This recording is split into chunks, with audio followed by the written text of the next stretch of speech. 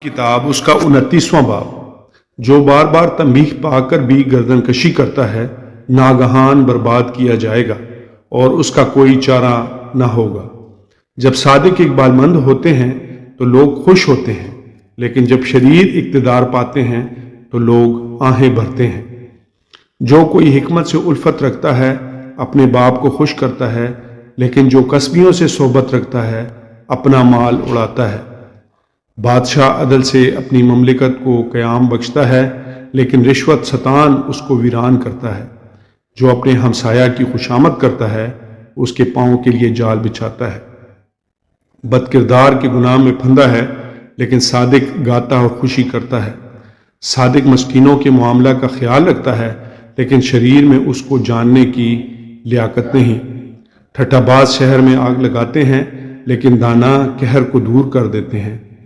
اگر دانا احمق سے مباحثہ کرے تو خواہ وہ قہر کرے خواہ ہنسے، کچھ اطمینان نہ ہوگا۔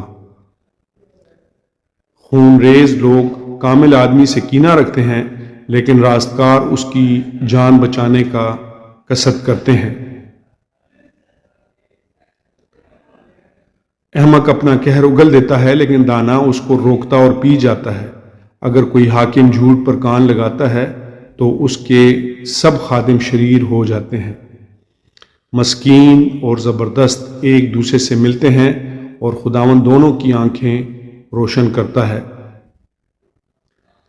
جو بادشاہ دیانتداری سے مسکینوں کی عدالت کرتا ہے اس کا تخت ہمیشہ قائم رہتا ہے۔ چھڑی اور تنبیہ حکمت بخشتی ہیں، لیکن جو لڑکا بے تربیت چھوڑ دیا جاتا ہے۔ جب شریر اقبال مند ہوتے ہیں تو بدی زیادہ ہوتی ہے، لیکن صادق ان کی تباہی دیکھیں گے۔ اپنے بیٹے کی تربیت کر اور وہ تجھے آرام دے گا اور تیری جان کو شادمان کرے گا۔ جہاں رویا نہیں وہاں لوگ بے قید ہو جاتے ہیں، لیکن شریعت پر عمل کرنے والا مبارک ہے۔ نوکر باتوں ہی سے نہیں سدھرتا، کیونکہ اگرچہ وہ سمجھتا ہے تو بھی پرواہ نہیں کرتا۔ کیا تو بے تامل بولنے والے کو دیکھتا ہے؟ اس کے مقابلہ میں احمق سے زیادہ امید ہے۔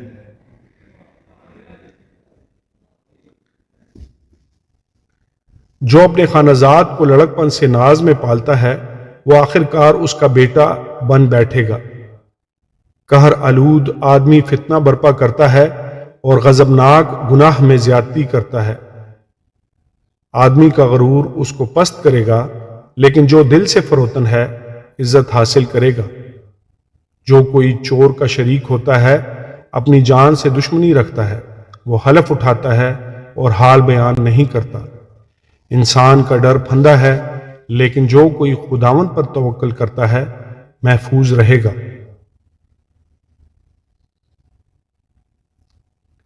حاکم کی مہربانی کے طالب بہت ہیں، لیکن انسان کا فیصلہ خداوند کی طرف سے ہے۔ صادق کو بے انصاف سے نفرت ہے اور شریر کو راسترو سے۔ خداوند کے پاک کلام کے پڑھے اور سنے جانے پر اس کی خاص برکت ہو۔ خداوند کا شکر ہو۔ آمین اور آمین۔